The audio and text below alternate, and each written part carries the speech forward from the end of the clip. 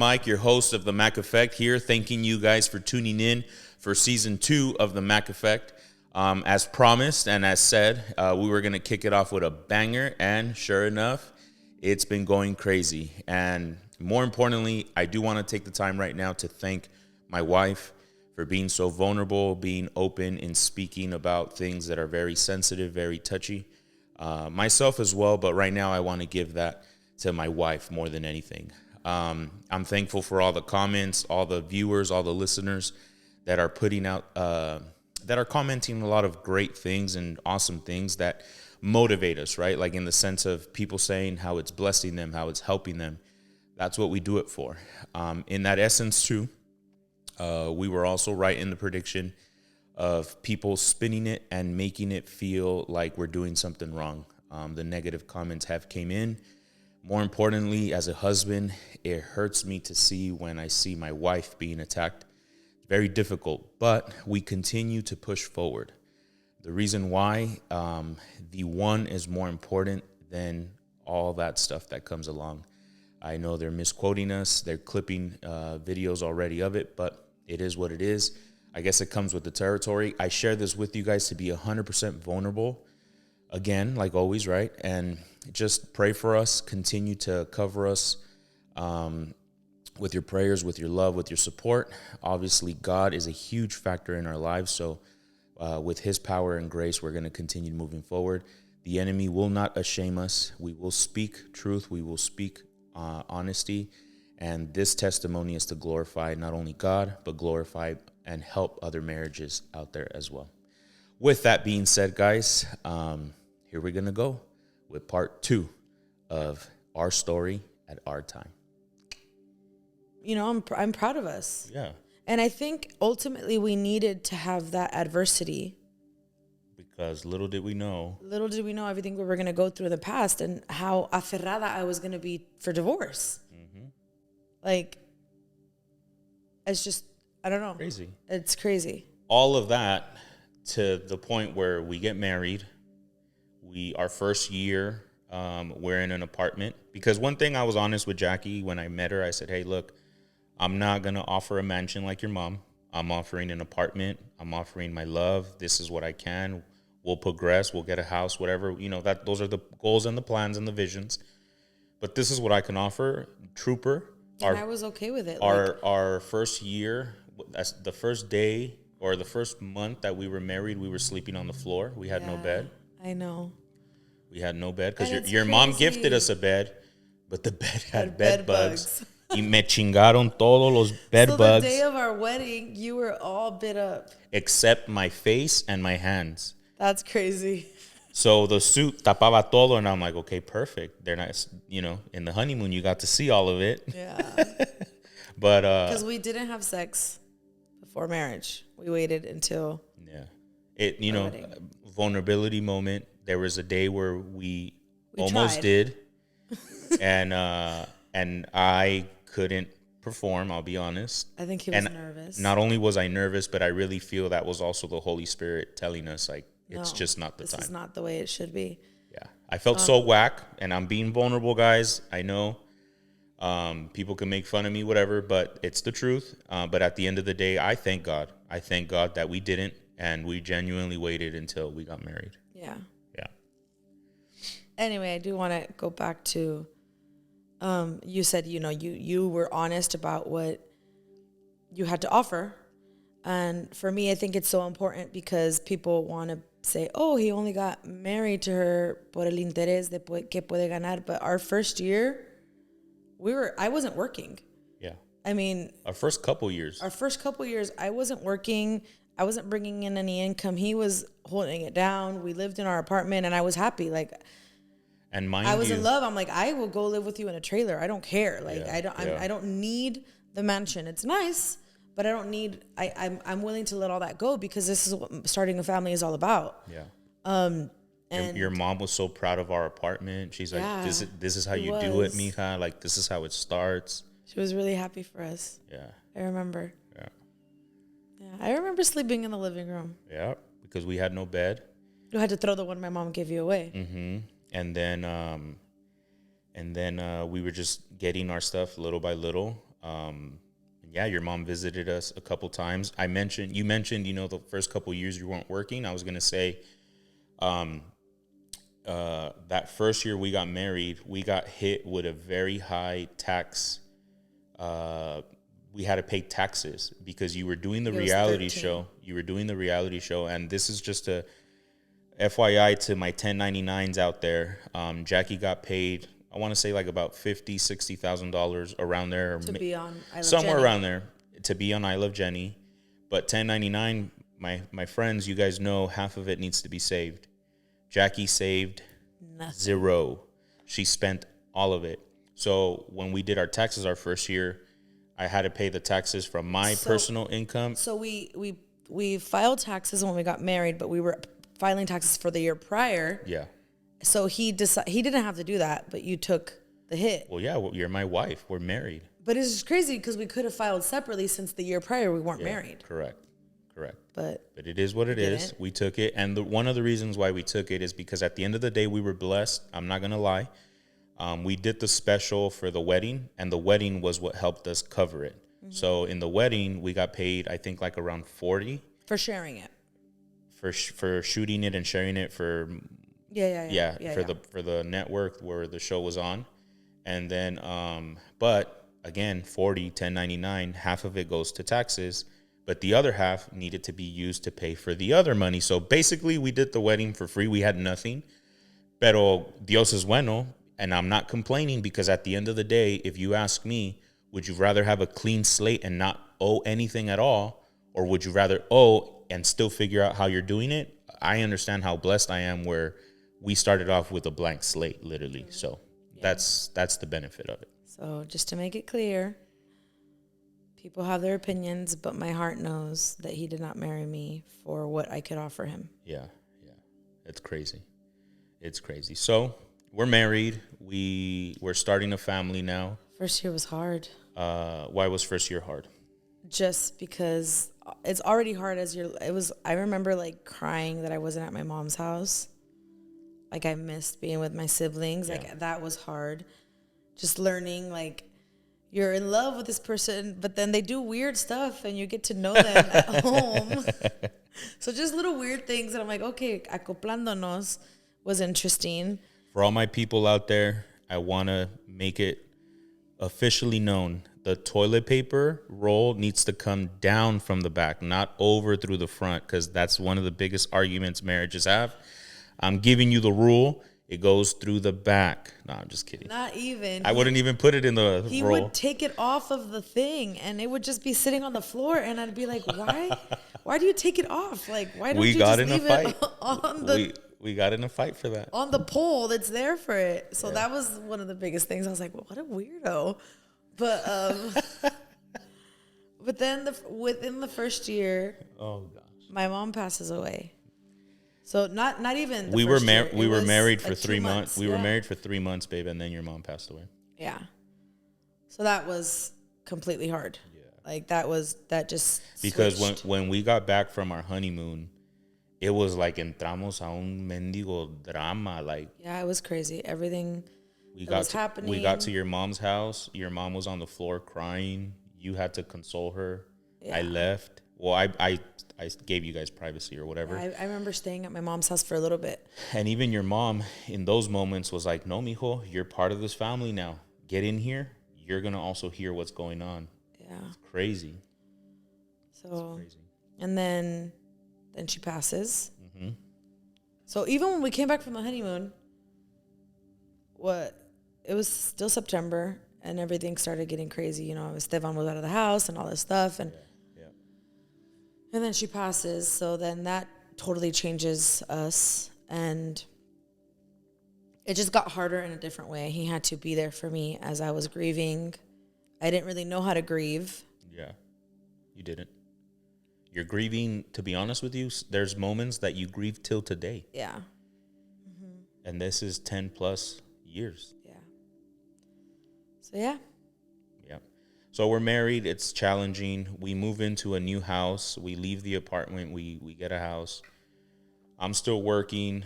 I'm debating whether I see Jacqie working the reality show. I see her family chasing dreams. I'm not. I am getting a little bit jealous, to be honest with you, internally. I'm not processed because no one has taught me how to be a man, how to be. I thought being a man was making sure when Jacqie wanted to swipe her card that there's money there. The cars are good, house is good, you help out with the chores. As long as you help around the house and don't just leave all the burden to her, you're being a good husband. But little did I know what I was neglecting was her heart. I genuinely did not know what I was neglecting was her heart. Jacqie me rogaba, guys, me rogaba. I want a date night. I want a date night.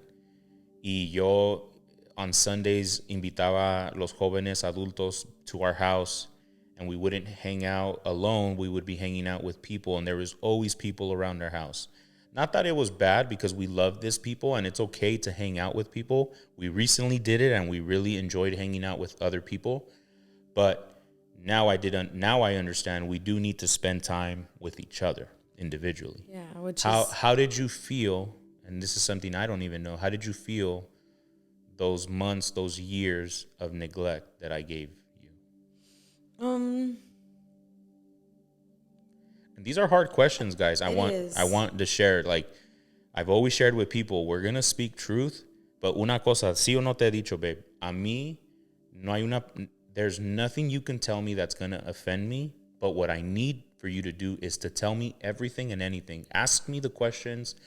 Ask me the stuff, because you can have a doubt in your heart, but if you don't tell me, I can't fight it because you haven't said anything. And you have kept stuff. yeah. And when you finally bring it out, I think even you're a little shocked, like, oh, damn, like I told him straight up and he didn't, we discussed it. Yeah. I think for me, it was a big shock because as soon as we got married, they put us in as leaders. So then we had all these responsibilities, and it changed the dynamic of our relationship from when we were dating to when we got married. Like, before, we had date nights and either Jayla was with us or someone would watch her. And then after we got married, we became líderes de alabanza, the kids ministry. We got so busy. So we may not have had all the kids we have now, but we were responsible and dedicated our time at church. I think we were at church probably at least 3 days out of the week. At least. And when we moved to our house in Whittier, we already had Genevieve. Mm-hmm.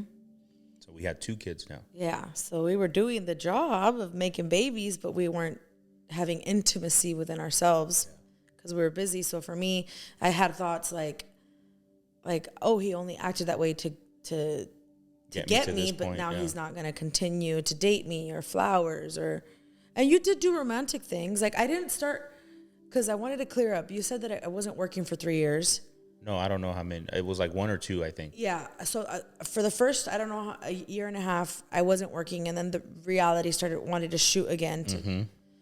So then it became the Riveras, and up until then, I mean, I think the biggest change started happening when I started feeling like I wanted to, I had a dream, like I had a goal, I had a purpose. I think it was the trip when I went to New York with the Riveras, where I had decided I think I want to pursue my music career. And I think that's where our biggest problem started happening. So the little things were like, oh, we don't really go on dates, and our house is always full of people. Yeah. Like, we didn't really strengthen our relationship after. Yeah. And I've shared this in the season 1, guys, where I understand Jacqie can speak on her end what she was doing wrong. I'm going to speak on my end in the sense of I didn't know what I was doing is I was suffocating her, and I was like not letting her live her potential, in the sense of like churches would ask her to go and sing and minister. And I would be like, well, we're not selling the shirts. Like, we're not making any profit. We're just wasting our money. What are you doing? Like, they're only inviting you because you're Jenny's daughter. Like, I was like, because I was unhealthy mentally, emotionally, and all kinds of stuff, I was not only beating her down, I was also starting to put resentment in her heart for me. So, of course, like, I understand, what I was doing. Yeah, and I've said this before, babe, but I'll say it again because I feel the Holy Spirit.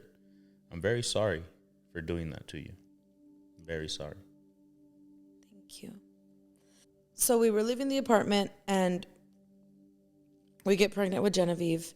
And before we have her, we move into the house. So then that opened up our space. We were still inviting people over to our house, to the apartment, but that opened up our space to have more convivios, to have people over. Like we had services on Fridays and Sundays. They were over Friday, Saturday, and Sunday. Yeah. So that really, I feel like that really stole from us nurturing our personal relationship on top of like having to take care of our responsibilities at church. And then I started giving my testimony at churches. So I was singing and giving my testimony at different churches, and that would bring different fights for whatever reason, to the point where I was because like, of my insecurities. But I didn't know at that time it was insecurities. Yeah, to the point where I was like, I don't even want to do this anymore. It's not worth the trouble I'm having at home. I stopped giving my testimony. I stopped going to churches because of, whatever happened. And then during the Riveras, I kind of feel like I want to pursue my music career again. Yeah. And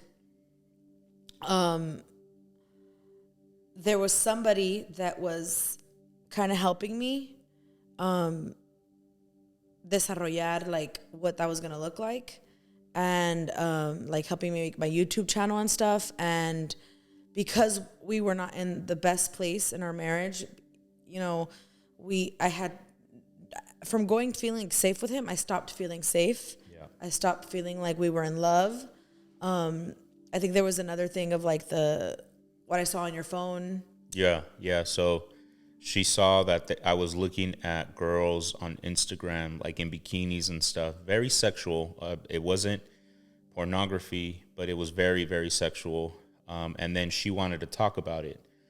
My unhealthiness, I'm like, no, I told her there's certain things in a marriage we just do not talk about. This is one of them, because this one is going to hurt you. This one's going to make you feel bad. And we don't touch these things. I used to think that was the way to handle it.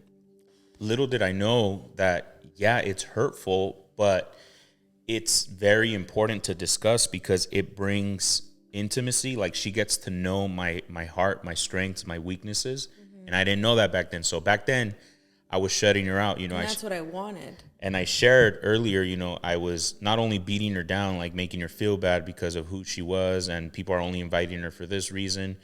And, we're not making any money selling the shirts and all this stuff. Not only was I making her feel bad, but I get how, and I share all this, guys, in my first season, and I'm sharing it now, not because I am proud of it, but because I want some other men out there to learn from me before you go through a separation and save yourself that pain, that headache, that time, because that could have been a reason why I was, to a certain point, pushing her into the arms of someone else. But it doesn't justify for her doing it, right? Yeah. Like, I understand my neglect, my lack of everything that I was doing wrong. She's still the one that has to drink from that cup. So she could have chosen not to, but that was her mistake, right? So, just sharing that with you guys. So I feel like that moment was a key moment, not so much because of what I saw, because I had been to like different women's conferences and they talked about it, and it's like, it's never about you. So part of me was like, oh my God, I'm not beautiful or whatever. But I think what affected me most was that you were like, we're not going to talk about this. I'm going to deal with it on my own. And I felt like that closed the door on our friendship, because it wasn't like I was coming to you and judging you in a judgmental way. I wanted to like, let's talk about this. Like, how can I help you? What can I pray for?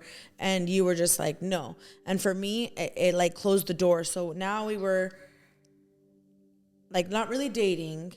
And we were overwhelmed and busy with like what we were doing at church. But now I didn't even feel like his friend. Yeah.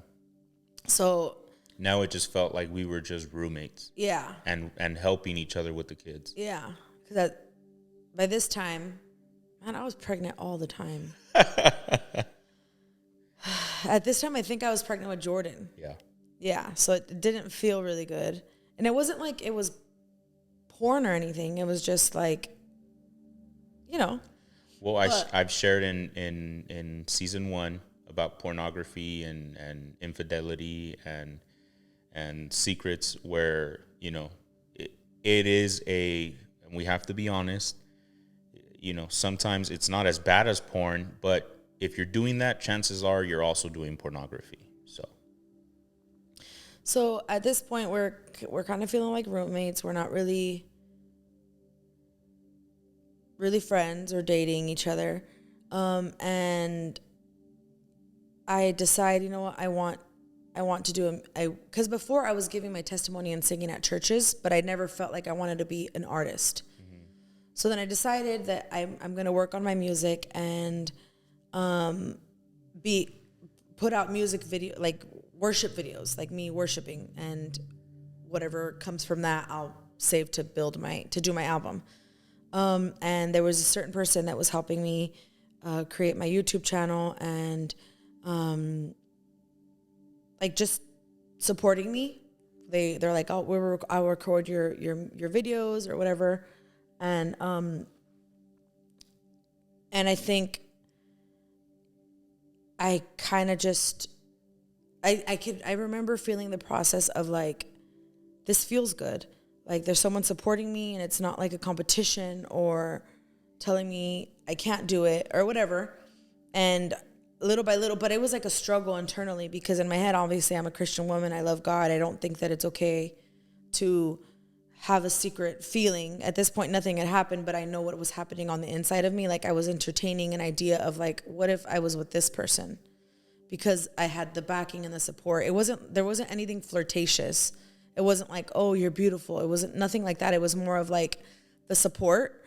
And so in my head, like on my own, I didn't even think the person was feeling this. It was me. I felt like entertaining this, like, man, I wish I could have been with someone like this. And obviously that's not good. Yeah. That was not okay. That's even in that's already infidelity in itself. I feel that's dishonoring you, and that's the enemy putting the seed in. Yeah. That's crazy. So I didn't know how to not water that seed.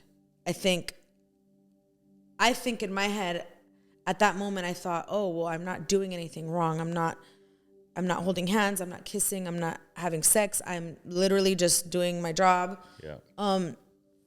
And that just kept going until one day, because I didn't do the work internally to stop that or pray against it or whatever.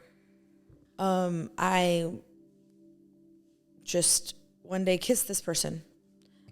So I worked with this person and then did side projects. And I kissed this person. It was like a quick kiss, but either way, the guilt that I felt after, I kept that secret for like, which secrets are terrible. Yeah. You cannot have secrets in your marriage. It'll come out somehow. It'll manifest into something worse. It's even biblical. The truth will come out. Sooner or later, the truth is going to come out. Yeah. So within myself, I was like, I think that happened like at the end of 2016. And I was just like feeling guilty, and nothing had happened, but now I had awakened that in that person. So whatever was happening within myself was just me. It was just me. But now that I had kissed that person, it awakened something in them. Yeah. Something that they probably didn't even know. Oh, they had it, babe. 100% they had it too. So then they know. I'm notorious for like taking all the blame and not blaming anyone else. No. So, one thing I am not going to allow you is you're not going to say the word entanglement. Okay. No. So that happened like the end of 2016, I think December. And I ended up telling Mike the truth because there was just so much guilt. Like I couldn't sleep. Like, and it wasn't like, I think for me, it's just, I just knew that I wasn't even supposed to have someone else in my heart. And so I think it was like 3 months that I was like, and I felt like and the reason why, because I really believed that God was going to use us I knew that God was going to use our marriage. I felt it like one day God's going to use our marriage. We're going to go give our testimony. And At this time, we didn't even have a story really, but I knew that God was going to use us. And I felt like God told me, you cannot be used by me. Your marriage will not be able to be used by me if you have a secret, if you're being dishonest. And so I told Mike, look, I remember, I think I told you in the car. We were parked somewhere. And I told you in the car, and I sat down, I was like, I have to tell you something. And I told him, I'm like, look, I think I try to minimize it. Of course.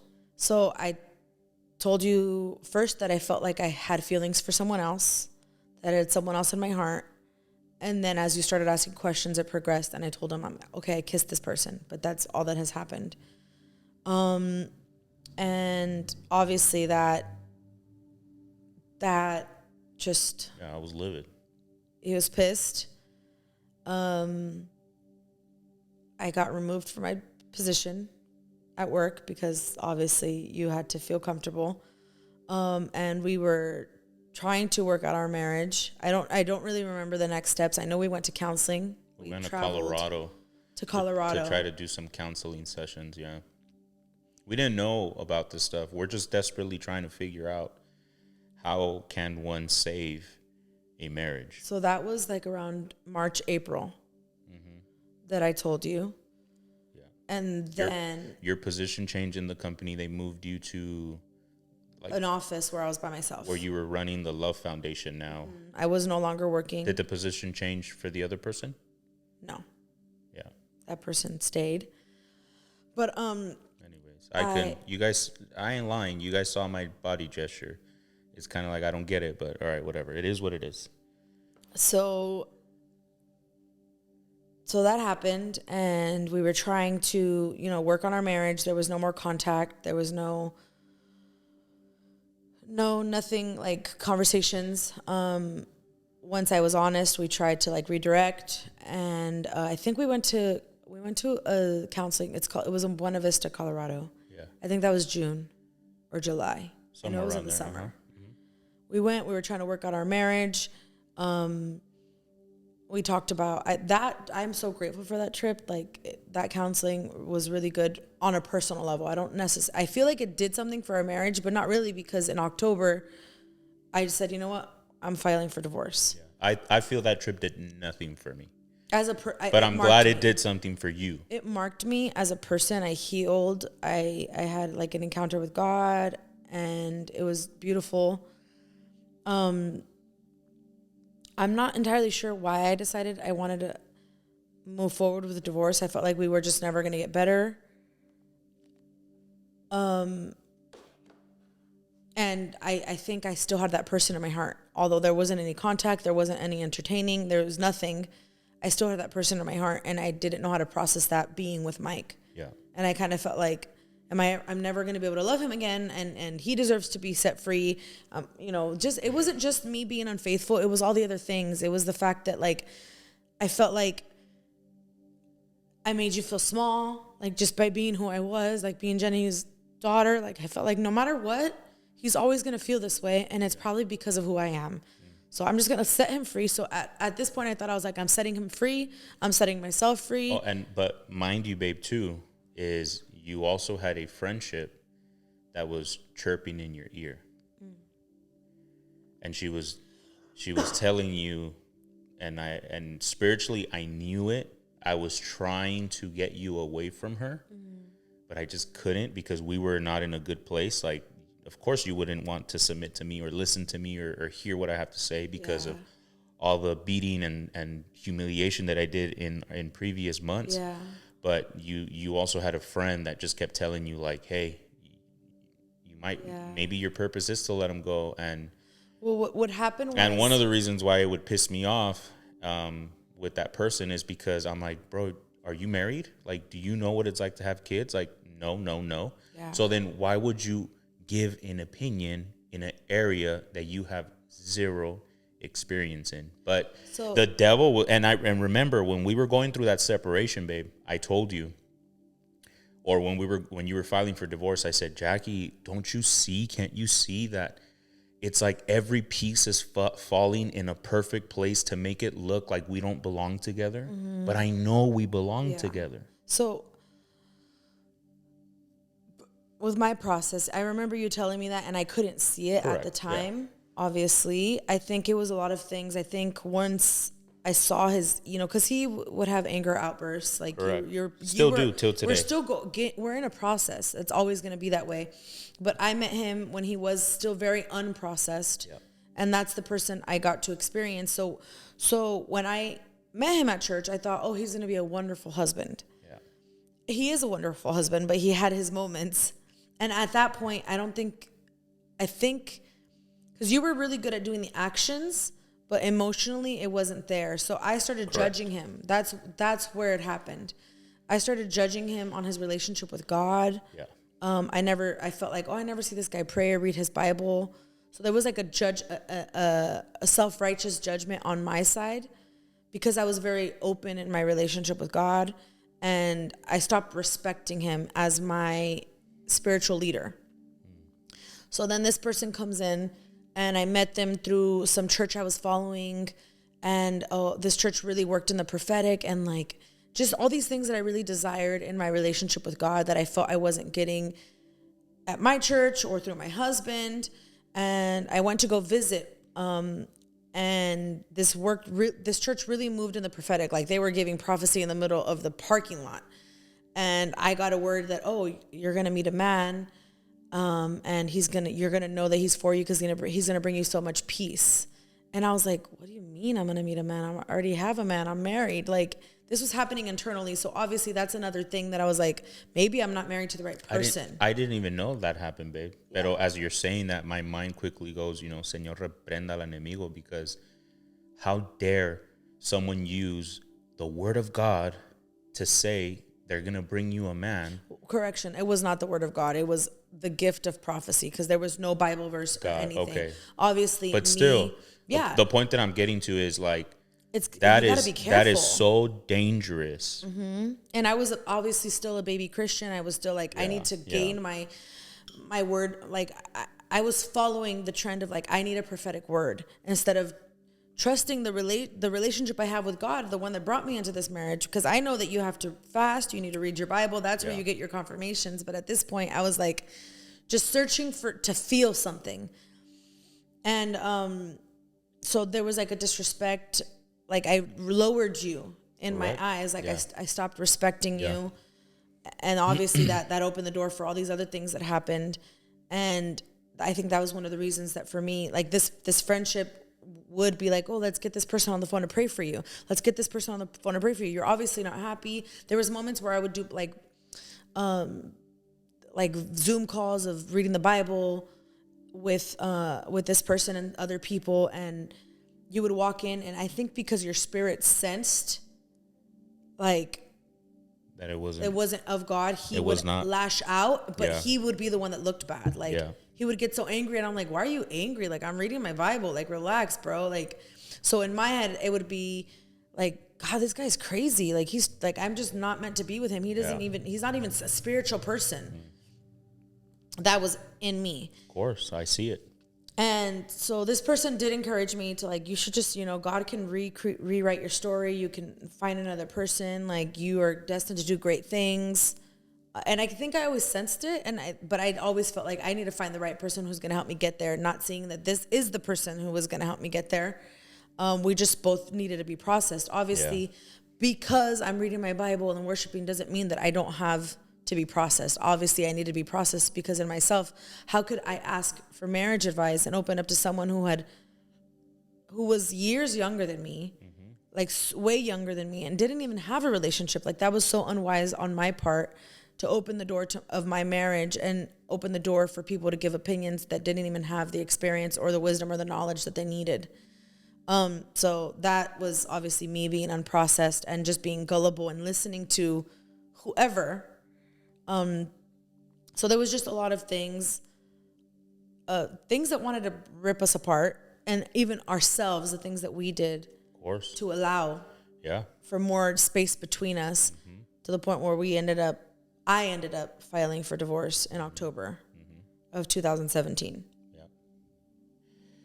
Yeah, And I was like, that's it. I Like, remember I couldn't believe my heart was like, I can't believe it. Like, I am like so in love with this girl, my family. I didn't know at the time. Like, you know, when I say I was humiliating her, making her feel bad, at that time, guys, I had no idea. Like, because I didn't know I had to heal things inside of me. I just thought, no, I'm such a great husband. Like, I'm even protecting her from these people that are just thieves that are trying to steal from us. Like, what are you doing? But you were caught off guard. Like, I can't believe she wants a divorce when on the outside you were a good husband. Like, you made yeah, sure the house, was taken care of, the bank account was taken yeah. care of. Like, you were doing those things. I even remember, I'm like, oh, he feels, the Your car's water always bottle. serviced, my water bottles are always Yeah, filled, but it's yeah, like there was still something lacking. And yeah. on my part, it was the fact that I no longer respected you. We didn't connect. It was everything, guys, right? Like, I wouldn't give her love emotionally for her to connect with. Another person was falling into her heart. Another one was manipulating her, letting her know she needs to leave me. And then I kept getting mad when she was on Zoom calls. So, like, excuse me, everything, every piece was falling in the perfect place. And we're all guilty. I'm guilty. You're guilty. The person you kissed is guilty. The person that was telling you to leave me is guilty. Everyone is guilty. And and there's even more to it, right? Because then even your mind goes back to like, oh, so in the beginning when we were told we shouldn't be together, then they were right too, and we Yeah. shouldn't have been together. So everything falls into their pieces, and we start this separation process where we start. She starts the divorce process. I move back into my mom's house, and in that time, for me,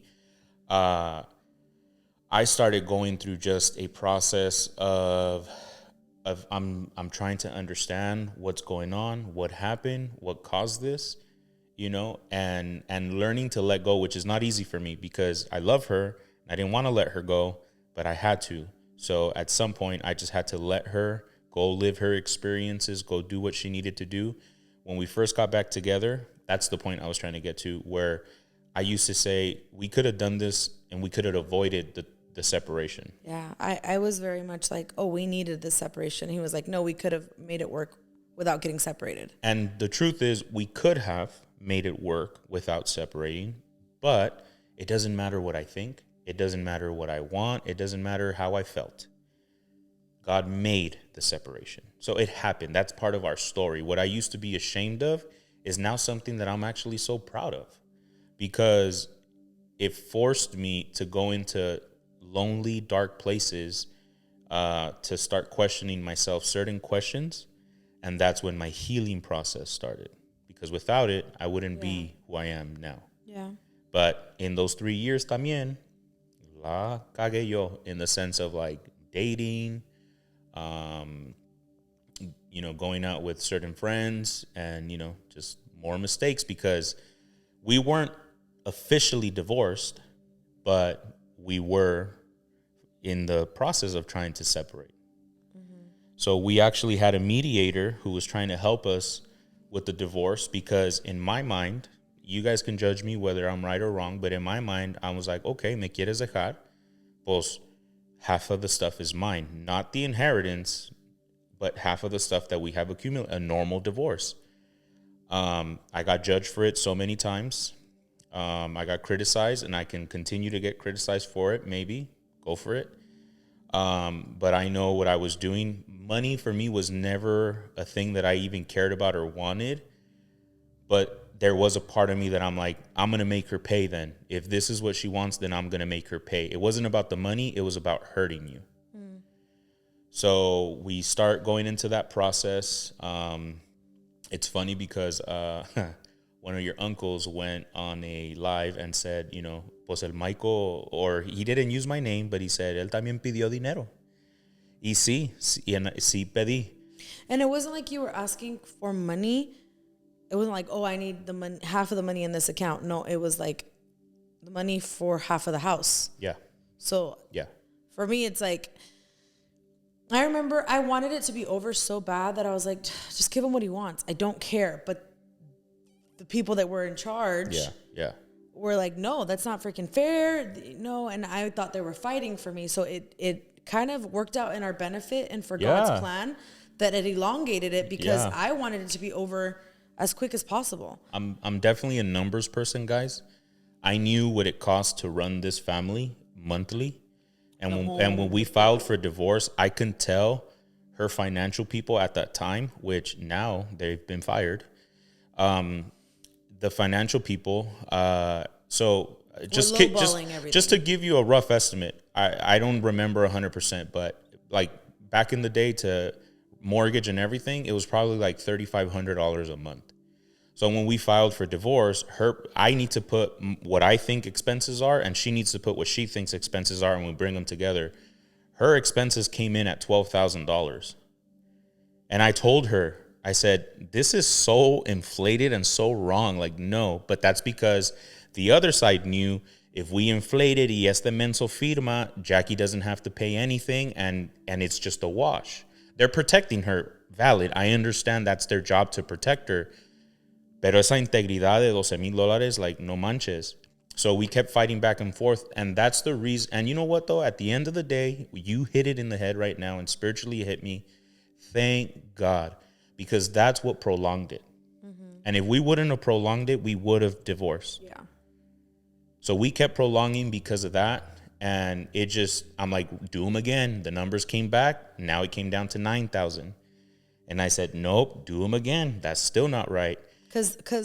And the reason those numbers were being calculated was to determine how much child support I was going to pay him. Yeah. Or because obviously I'm the one that made the most money at that time. That's just the way California law is. Give me a second. And I don't even know if you were asking for spousal support. I was. Yeah. I'm going to be honest. I was. So I was just like, I don't care. Like, whatever. But I did end up paying. And I want to say this because I want to clear up what that person was trying to throw at you. I paid him for half of what the equity on the house. What we agreed on a number. Yeah, so it was that. Say whatever, it. I don't care. Say 70 it. We agreed on 140,000 divided. Yes. No. Well, es que es para que entiendan, baby. It's because we're jumping a little bit everywhere. But we agreed that she was going to pay me 140,000. And the stipulation was she's going to give me half to start to start the process, and she'll give me the other half once I sign and we officially divorce. Yeah. So at some point, like 2 years down the line, we finally came with the number, and she did give me $70,000. Yeah.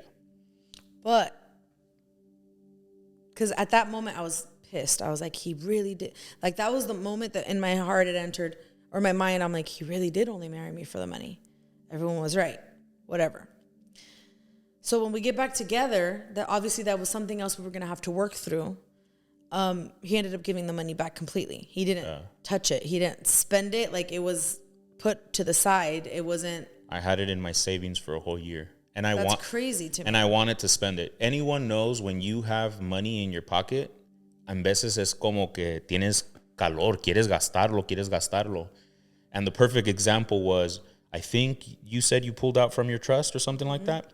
So you had the other 70 in your account. Yes. And when we got back together, guys, I said, well, she's like, well, I pulled all of it. And I said, so how much of the 70 do you have? And she's like, well, I spent it.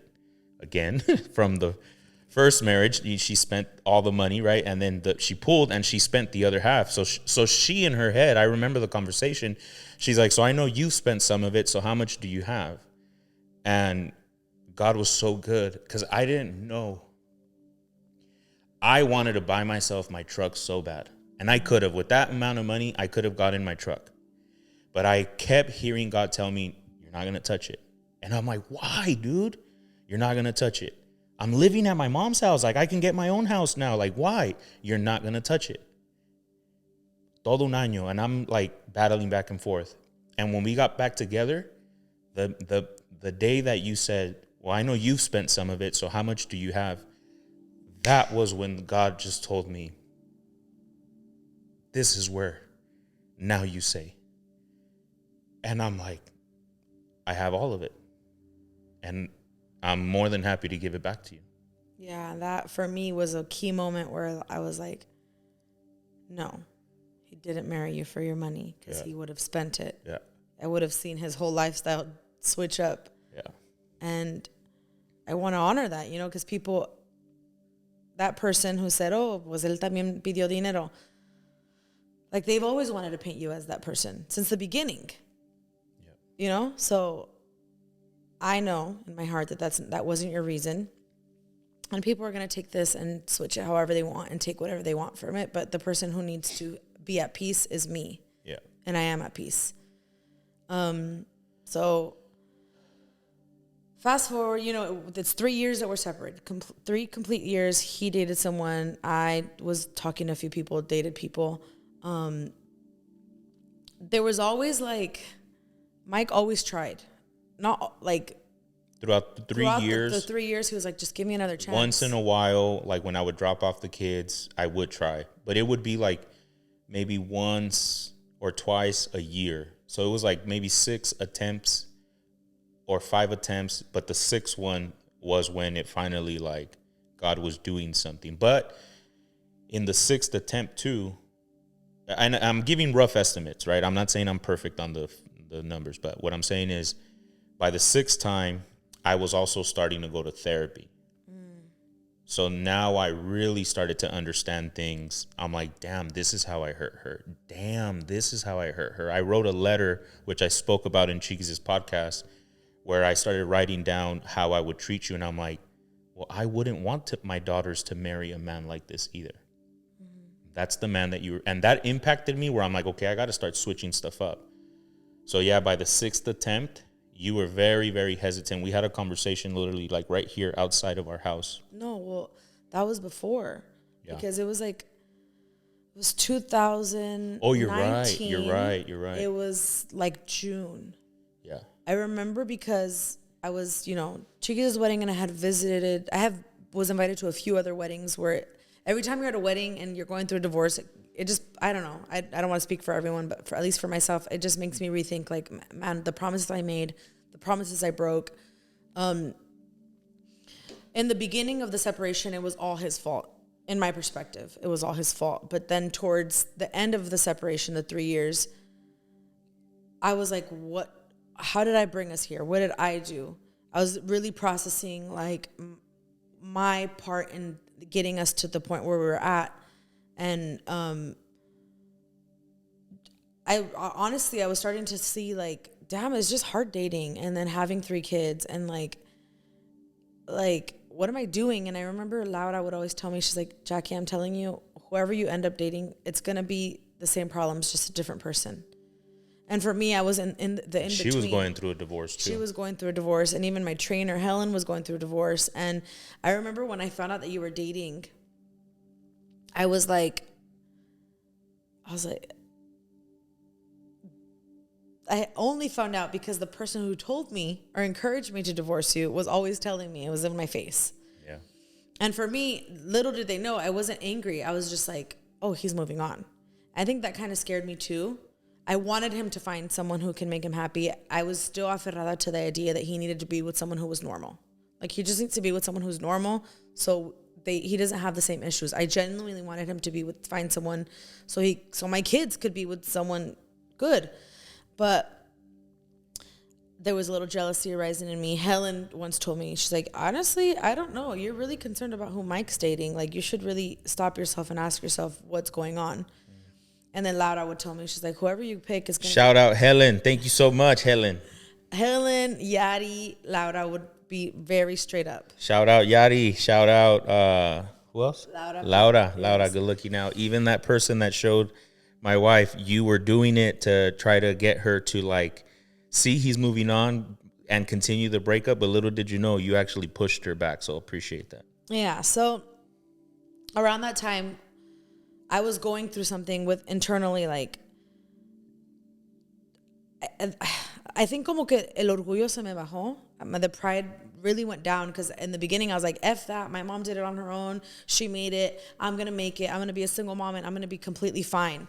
But then I started processing. I'm continuing the generational cycle of now my kids are going to have to be in 2 separate homes. Like, do I really want to move forward? Like, what am I doing? I was just internally, no one knew, because for me, I didn't want anyone to know. I had already gone through this whole freaking circus of separating him and it being public and it being on the reality show. And I was like, I'm not going to freaking talk to anyone about this. I'm going to go through it on my own. But really just processing what life was going to look like as a divorced woman and my kids. I was really thinking about my kids and then just like, what's going to happen? Like, am I really doing better for myself and for them? Or, you know? And then around that time, I know it was June, July. Damn, I'm good at dates. And I'm not that great. Of 2019, because you tried one more time. And this time my heart was a little softer. And it was a time where you were going to have the kids for 4th of July. And I was going to be alone. And I invited you. Yeah. And I said, no, I'm not going to go.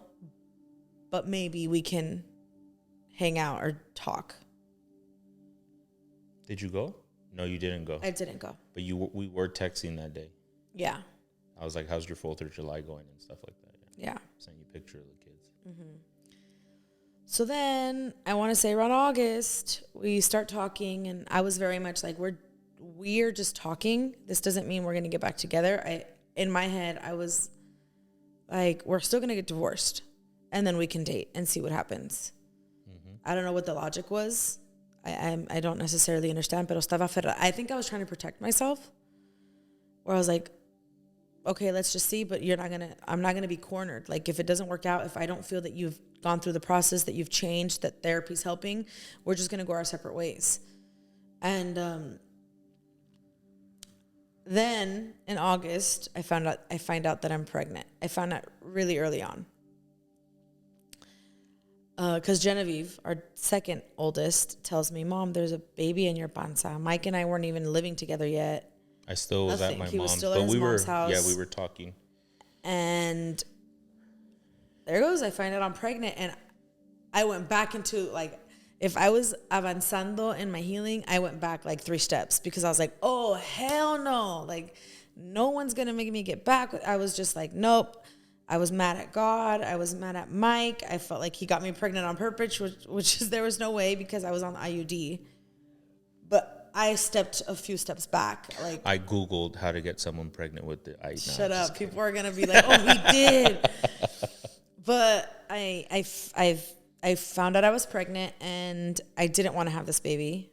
I'm going to be honest. I was like, no, I was looking the best that I had ever looked in my whole life. I was like 160 pounds. I was feeling comfortable in my skin. I was like, I was pissed. And it's like she got mad at me again. I was mad at him. I was like, nope. Yeah. And he wasn't part of the process at all. The whole pregnancy, he was not part of it. He didn't go to any doctor's visits. I was like, no. I was shut out, yeah. I was like, I'm going to have this baby, but we're not going to be together. And here I am, a mother. I'm going to be a divorced single mother of 4. Because although I didn't want to have the baby, I don't believe in abortion, at least for me. This is why I have so many kids. I couldn't. I think the thought came up with Jayla and JJ, but something in me wouldn't allow me. That doesn't mean I don't respect other people. I love through whatever decisions people make, but personally for myself, I couldn't. So I decided, you know what, I want to move to a different area. We make a move on my own. In between being pregnant and still trying to figure out if we're going to divorce or not. And me and Mike didn't end up getting back together.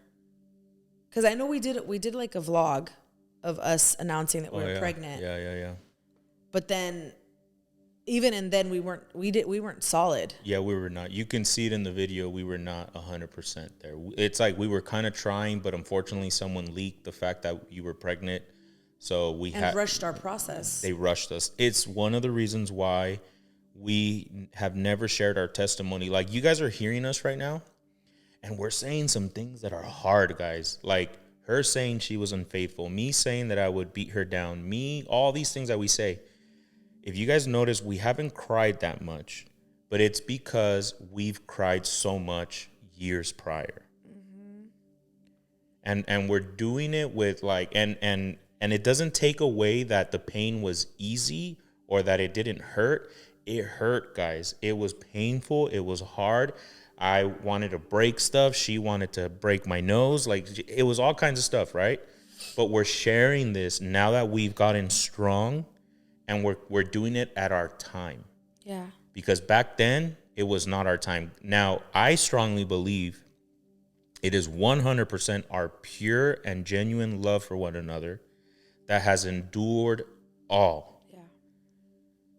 But we were at times pushed into things where it was either too soon or manipulated or unhealthy, all kinds of stuff, which now it's crazy, babe. Like, honestly, genuinely, we got to kind of pat ourselves in the back because we're talking like high caliber stuff right now. Yeah. I mean, I feel like we're talking things that people that are happily married don't even talk about. Exactly. And we're talking it so like normal that we sometimes forget the blessing of where we've been, we've come from. Yeah. Like, and I really feel right now to share, like, people are going to look at us and be like, these fools are stupid. Yeah. Like, they look like clowns. And I think it's easy to say that when you don't understand what our motive was. Like, my motive wasn't to find a new man who was going to make me feel loved and special and blah, blah, blah. My motive was to be like, how am I going to stop the curse of divorce and whatever that brings in our family? Like, I'm not saying that it's bad, but if people are honest, like, it's hard to raise children in two different homes. Even when you believe in the same things, like, it's hard. And I don't want my children to have to go through what I went through. Yeah. And that was my motive. My motive was to be like, I'm not going to take the easy way out. And I don't want it to sound bad. I'm not saying that people who get divorced take the easy way out, because there's a bunch of million other reasons why people get divorced. I think for us, the only reason it did work out the way it worked out was because there was two willing hearts. Yeah. No, but I do want to say, because I know we live in a world where divorce is the easiest option. Well, I'm a runner. I'm putting it out there, guys. Any marriage can be restored. Yeah. It is going to be hard work. It is going to be painful. You're going to find out things that you didn't want from your other partner. And to be honest with you, it is definitely worth it. Yeah. And I know that's like so against the culture right now. But I know, babe, there's people that are listening and that are crying and they're saying, man, dude, they went through all that. If I would have just held a little longer in mine, or this, or they might be going through it right now and they're like, pay attention. Adon and Jade just told us the other day. Mm-hmm. If it wasn't for your example, I probably would have been divorcing. Yeah. So as much as we get criticized, and I know we will, we're going to look like fools. Because, but I know there's going to be people too that are going to be like, no, you know what? That's freaking awesome. And because I know that I'm not the only person who has entertained or been unfaithful in their relationship. Yeah, absolutely. Or Mike's not the only man who has been caught watching porn or looking at nude girls. Like, I think for me, it's easier to say, oh, just find someone else who's better. But everyone has skeletons in their closet. Everyone has things that they need to process. Everyone comes with their own baggage. And for me, I think it was like us, not me. It was like, you have to choose your hard. It's hard to stick into a marriage and look at someone and be like, I don't really like you. Like, for Mike, when we decided to get back together after JJ was like, how many months? 4. He was like 3 or 4 months. So Mike did not move back into this house, and we didn't decide to get back together until I had already had the baby, and he was like 3 or 4 months. And that decision was made out of obedience, out of like, God, guide me. And God's like, well, what you're praying for, this is the path you got to go for the things that you're praying for. So I remember deciding, I was like, and even in my head, I'm like, because Mike stayed here to help take care of the baby. You know, I'm like, you made this baby, you're going to do the job. Even if we're not together, you're going to come and take care and do the night shifts and all this stuff. And in that time, even within myself, I was like, am I making this decision out of like my hormones? Like, because they're all over the place or whatever. And I genuinely feel like, no, it's like, no, you're going to choose. Like, if you're going to decide to make it work, it's not going to feel lovey-dovey. I don't think I felt lovey-dovey for you for a while. So like a year plus after. It was hard. I didn't feel like, oh my God, I'm in love. It wasn't a decision made out of feeling. Almost to the point, even things that I would do, te caían gordo. Yeah. But it was like I stuck to it out of a decision of like, no, I'm going to fight, because whether I pick you or I pick someone else, it's going to be the same thing. Just another side of the tortilla. Like, it's the same thing. Like, Dicen mismo diablo, diferente infierno. yes, exactly. So it was just like, it was a decision out of obedience, and more, I was choosing what heart I was going to have. I was going to be hard fighting for my marriage, or it was going to be hard being a single mom, divorced woman, single mom of 4. Like, I had to choose my heart. And honestly, I had never seen this done. Like, I had never seen, my mom was an amazing woman, and she was, you know, the idol for so many people. She still is. But I had never seen what it looks like to fight for a marriage, because she didn't do it. Yeah. And I know that sounds hard, that sounds bad, but it's like, no, we're making this path as we're going. Because neither did you. Your parents are divorced. Mm-hmm. So it's like, we had to, literally, it's God guiding us, and with the help of counseling and with our willing hearts. Which when we started talking, when I moved back in, and she allowed me to come back in just out of obedience, not because she wanted me, not because she loved me and wanted to make things work, just straight out of obedience. Before that had happened, I told her, we ain't moving forward unless we commit to counseling. Mm-hmm. Thank God for counseling, because we have had our best sessions, and we have had our worst sessions. But they do challenge things like they put things in me that I end up realizing, like, oh, that's what I was doing. So now when I speak life, I'm just like, thank you, God, that you woke something in me to give this to my family now. Mm-hmm. And for you, thank you, God, for showing me how to respect and honor my husband now, you know, and realizing how to put those boundaries up against anybody, you know, and it's not easy. And it's and we're still learning. Like, now I can say, I love you. I'm in love with you. I don't want to be with anyone else. Like, I'm happy where I'm at. Papa. I'm happy where I'm at. I'm happy that my children have us together. They lived us being separated. Jayla more than anyone. Genevieve también. Yeah. Jordan was little. Yeah, Jordan. And JJ will never have to experience that. Mm-hmm. But I'm still understanding, like, I struggle to respect him. Mm-hmm. I'm going to be honest. Like, I struggle, and obviously the Bible says, men, love your wives, and women, respect him. And it's like, obviously he says that because he knows in our nature we're going to struggle. Especially, I was raised with a single mother who was a badass, who did everything on her own, it's like, I have to, in my first marriage, I overly submitted. And then coming out of that, I was like, oh, hell no, that's never going to happen to me again. Yeah. So now I'm coming back into, like, how do I find my place as his wife and his helper and respect him, but still have my voice. And not lose you, correct? Mm-hmm. Because when I entered into our marriage, I was like, I need to be the opposite of my mom. I'm going to be completely opposite, because she was a strong woman, and she didn't know how to, she didn't save any of her marriages. She ended up divorced. So I was going to be the opposite. So me sometí, pero to the worst part that you can ever do. Like, it wasn't even godly submission. And now I think I'm doing okay, but I got it. 100%, babe. You're doing great. I'm allowing God to show me the ways where I still kind of disrespect you. Yeah. Without even knowing. It could be something subtle, but I'm like, okay, I need to work on that. Yeah.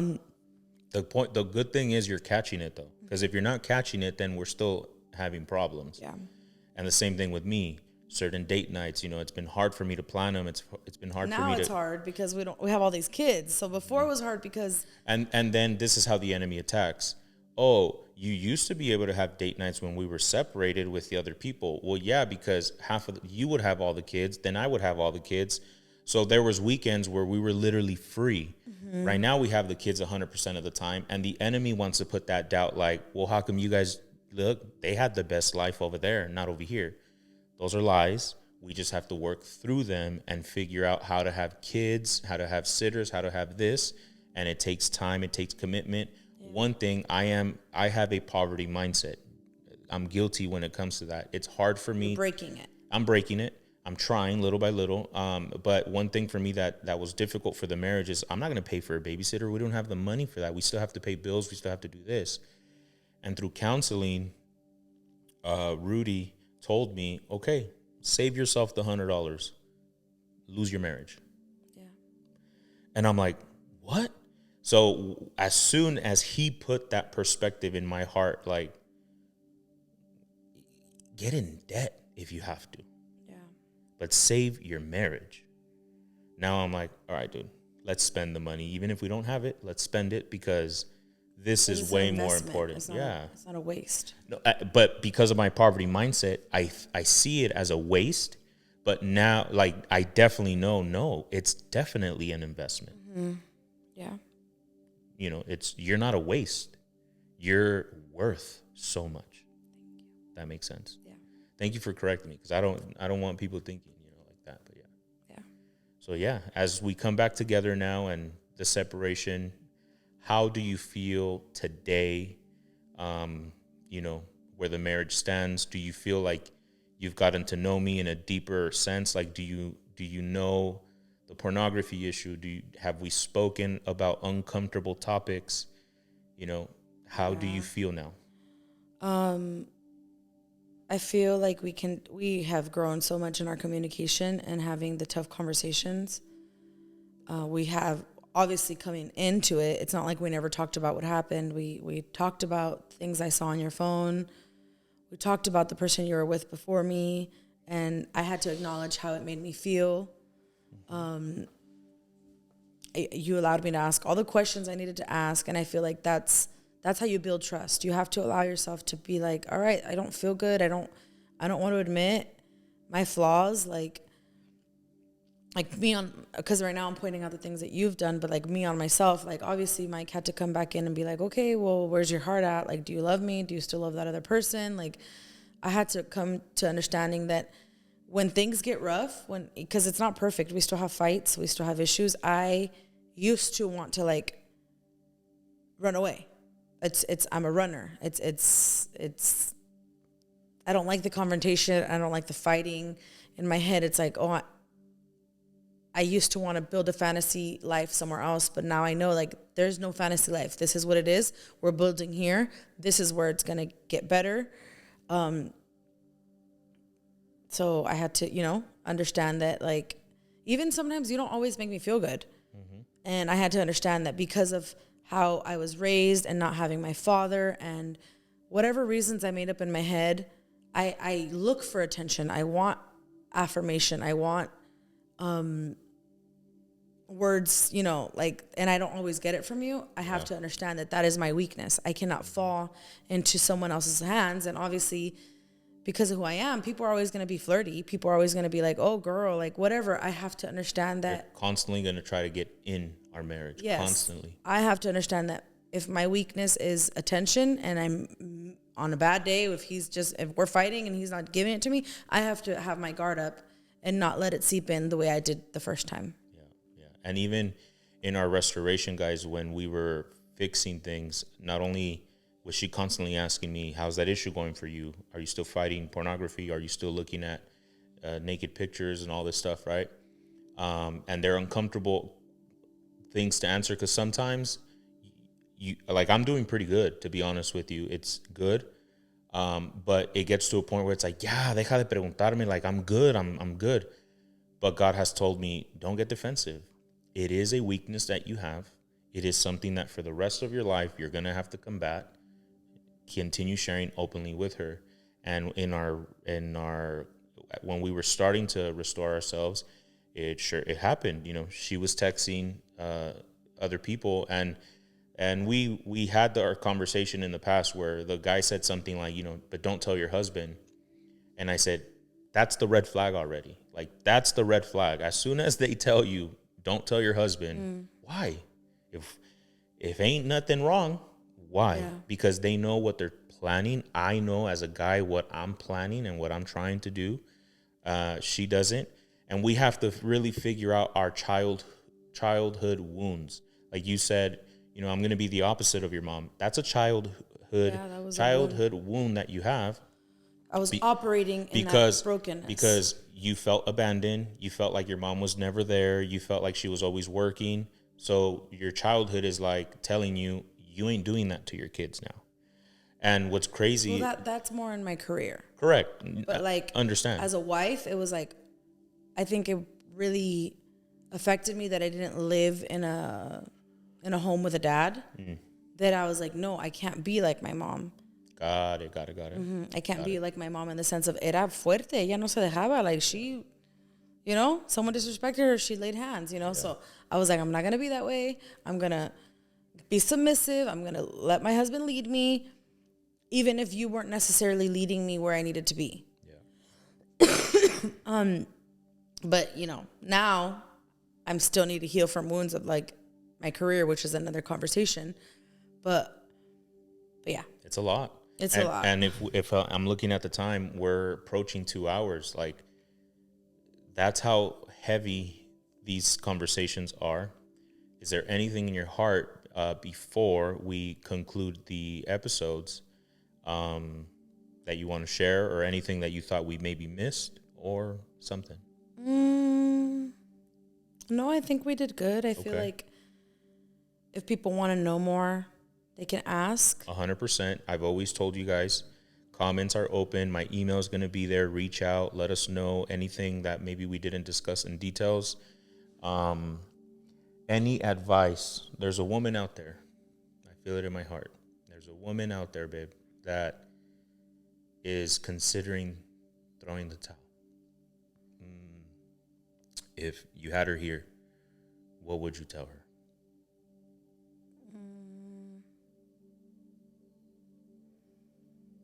First, I would hug her and validate her feelings, because just because you feel that way doesn't mean that's the way you're going to feel forever. But in the moment, those feelings seem like it's going to be always. Like it's never going to get better. Like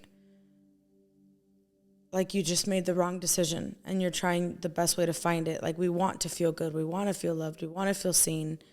That is valid. You're not asking for anything that's impossible. But at the same time, that doesn't mean that the person can't change. So I think for me, I would say write down the pros and the cons. This person, whoever it is, your husband, write down the pros and the cons. And if there's more pros on that list, then it's worth fighting for, with the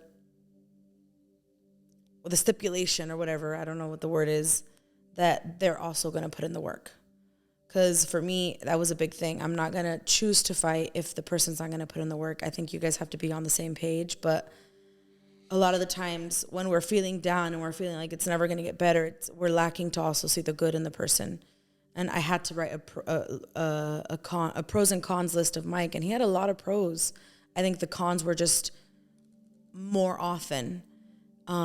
And I had to have the freedom to express that, and him be willing to accept it and understand that he needed to get better and come up with a plan on how that was going to happen. Don't just fight to fight, but there has to be a plan in motion. And I just encourage you to create that plan. Yeah, beautifully said. And the only thing I would add to that is try to get professional help as well. Because sometimes alone, no la van a poder hacer. There's a reason why God has gave us community. There's a reason why there's people around us, family, friends, counselors, all these things. We need those things, guys. Yeah. Me and Jacqie would have never made it without counseling. Yeah, Tanya and Rudy are a huge contribution. Not the only ones, but a huge contribution into our restoration. Yeah. So it's kind of like, I feel like a lot of marriages are embarrassed to admit that they're not in the right place or in a good place. Mm-hmm. But once you're vulnerable enough to be like, we need help from someone else, it kind of takes the burden and the weight off your shoulders, and it invites those people to help you. So lose the fear of like, what are people going to say? We're going to look embarrassed. We're going to look stupid. Screw what people are going to say, because they're going to make you feel like you're dumb. But when you start, because in the counseling, guys, you end up realizing you need to get better individually, and then that's going to help the marriage collectively, and then that's going to help the kids and so forth. Like our kids, guys, can communicate how they're feeling, not all the time, but there's kids that don't want to ever talk, and our kids are not those kids. Our kids want to say, that just made me feel bad. Like Jordan agarra a Mikey, se lo lleva a una esquina y le dice, you hurt my feelings because you did this and this and this. And they hash it out together or whatever. It's crazy, but healing is very important. Well, anything else or? Mm-mm. All right. Well, thank you guys so much for tuning in. I hope we did something that impacted your life. We share it with so much love, so much sincerity, transparency. Any questions, comments, guys, send them our way. We're more than happy to answer them for you. I will be bringing Jacqie back, but I'm actually going to be bringing her back as a guest that I'm going to interview. So I'm excited for that episode because I don't know if a husband has ever interviewed his wife in any type of thing, but I am genuinely interested in learning and seeing who you are without a husband, without kids. Who's Jacqie? Thank you, babe. I'm excited for that one. Yeah, so we'll see how that goes. Perfect. Guys, Mac Effect, once again, appreciates you guys, loves you guys. Hit the subscribe button, share, turn the notifications on. Send this to people that you know need it. Send this to people that you think are about to get engaged. All these things can help our resources for all of us. So with that being said, guys, Mac Effect with a lot of love.